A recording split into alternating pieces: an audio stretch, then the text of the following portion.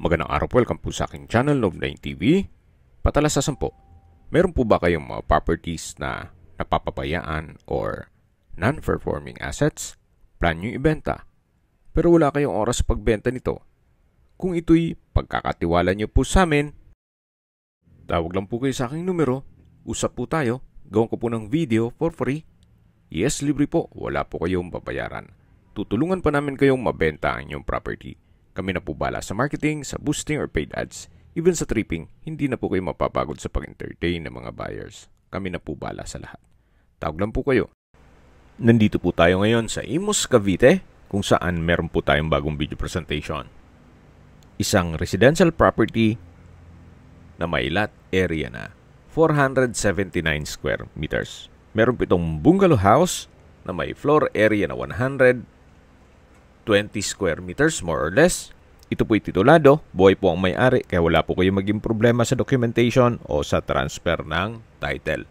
Buong 479 square meters ay meron na pong bakod at may covered carport, then meron pong steel gate. Napakalaki pa po ng espasyo dito sa harapan. Kung sakaling mahilig po kayong magtanim, meron rin pong mga ornamental plants at may ilang fruit-bearing trees. Yan po yung papaya, namumunga na.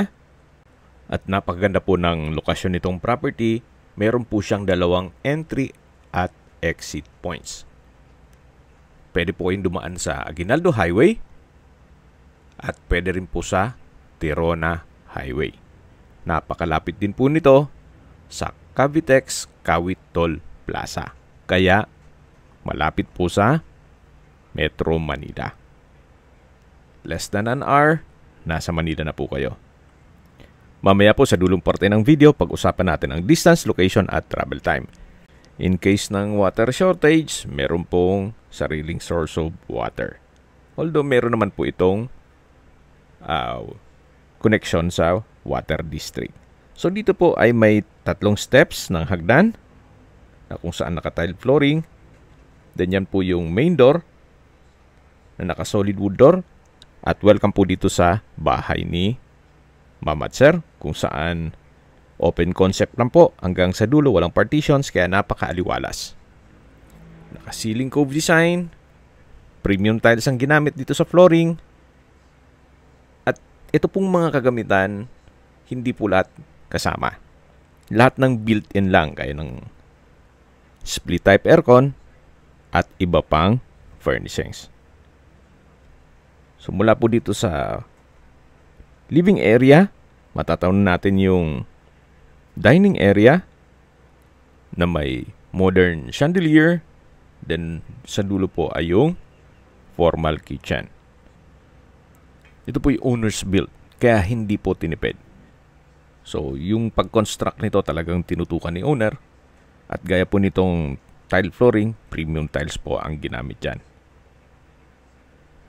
Yung mga kwarto po ay hindi natin mapapasok gawa ng may mga natutulog.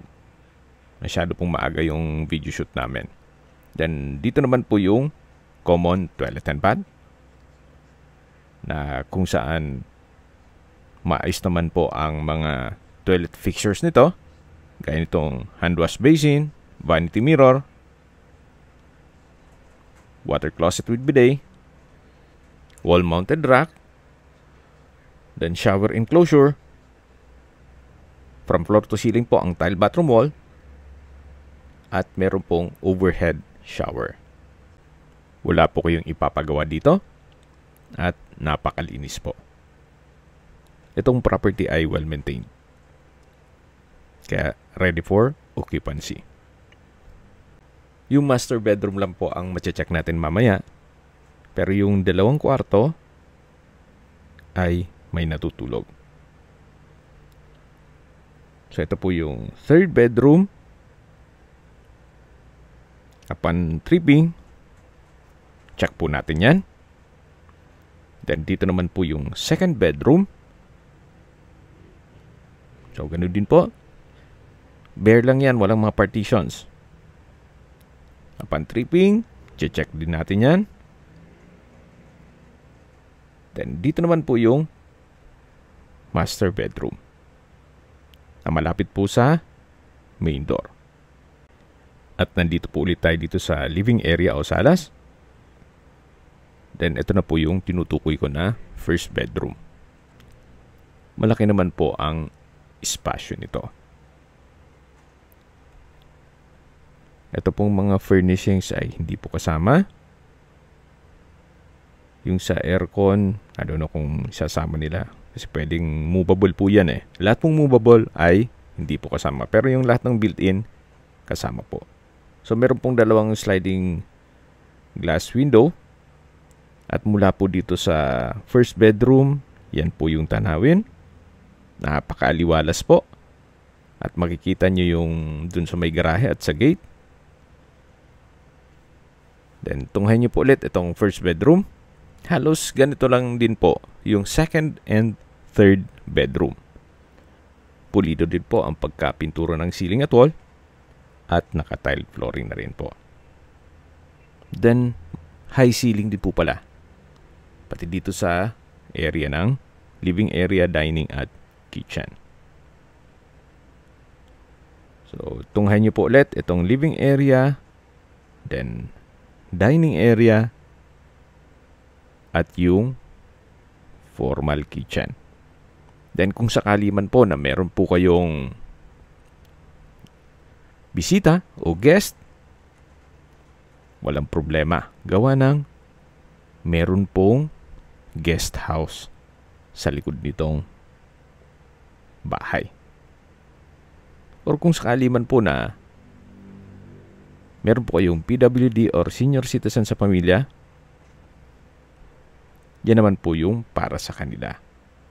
Ito po yung access door na meron pong aluminum screen door dito sa likod ng bahay na kung saan meron din pong hangout area o covered lanay o patio. Depende po sa inyo kung anong term dyan. Correct me if I'm wrong. Then meron pong dirty kitchen na napakalinis din po. So, open kitchen lang po siya. Walang mga arte-arte. Then, dito naman po ay may coffee table. May drop light. Naka-tile flooring. Then, may ilang ornamental plant si madam. At yan naman po yung setback na pag diniretso mo yan, ang labas niyan ay yung dun sa harapan ng bahay o dun sa garahe. So yan po yung tinutukoy ko na guest house. Meron din pong stock room. Pero tunghayin niyo po muna itong covered lanay o hangout area na naka-tile flooring. Then, dito naman po ay yung tinutukoy ko na guest house. Pero sa ngayon, ginawa nilang office. So, napaganda rin po ng setup nito. Malaki ang espasyo. Then, lahat pong furnishings ay hindi po kasama. So, tanggal po lahat yan kung sakali man na ma-acquire itong property. Dito naman po sa kabilang side ay may bakanting espasyo pa na pwede nyo pang pagtanaman. At ito naman po yung common toilet and bath. Dito sa may guest house. Check po natin. Ito po yung naka-tile bathroom wall. May hand wash basin. Then water closet. At vanity mirror. Lipat po tayo dito sa may stock room. Then ito pong stock room ay may mga gamit. Pero silipin pa rin natin. So kung may mga kagamitan po kayo o mga abubot, pwede pong itambak dito. So muna nag-skip po ng video, summarize ko lang po. Ito pong property ay nasa Imus, Cavite. May lot area na 479 square meters. Titulado, buhay po ang may-ari. Kaya wala po kayong maging problema sa documentation o sa transfer ng title. Yan po yung open kitchen. Then, ito pong bahay ay may 3 kwarto, meron pong guest house. Okay, pag-usapan natin ang distance, location at travel time. Mula po sa Cavitex, Kawit Toll Plaza, ang distance is 4.3 kilometers at ang travel time is 13 minutes. Mula naman po sa Binakayan Public Market, ang distance is 2.7 kilometers at ang travel time is 9 minutes.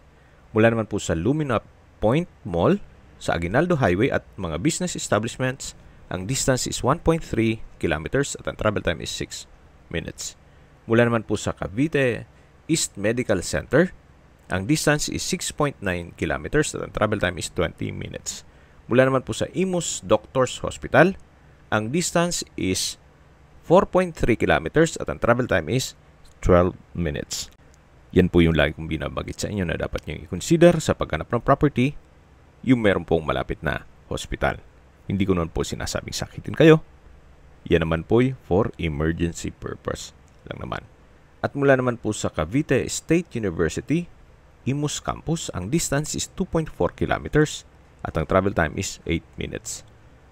Mula naman po sa Manila o sa Terminal 3 Airport, ang distance is 20 kilometers at ang travel time is 32 minutes. Opo, napakalapit lang po nito sa Metro Manila. Kaya kung hanap nyo isang property na pwede pa kayong mag-garden o magtanim, ito na po yung hinahanap nyo. At binibenta po ito ni owner sa halagang 10.5 million pesos net. Ibig pong sabihin, si buyer na po ang sasagot sa lahat ng taxes at expenses with regard to documentation. Actually, pwede rin nyo po itong gawing bahay bakasyonan. Gawa ng, tingnan nyo po itong kapaligiran. Napaganda ng setup. Hindi po nila sinagad yung bahay para meron pang pagtanman. At kung gusto nyong maglagay pa ng mga ibang ornamental plants, marami pong espasyo. Even dun sa likod nitong bahay. At hindi lang doon, meron pa pong guest house. Kung may mga katanungan po kayo, tawag lang po kayo sa aking numero. At sa mga kababayan naman natin na sa ibang bansa, meron po akong WhatsApp, Viber, at Telegram. Same number lang po, 0917-316-3399. Sa mga nagtatanong naman po ng aming Facebook, meron po aming Facebook page na Nov9TV at Facebook Real Video. Meron din pong TikTok at Instagram. May ibang YouTube channel po kami, the Nov9TV channel, Nov9TV Listings,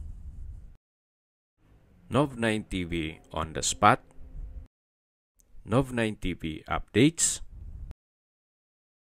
at Nov9TV House Rental.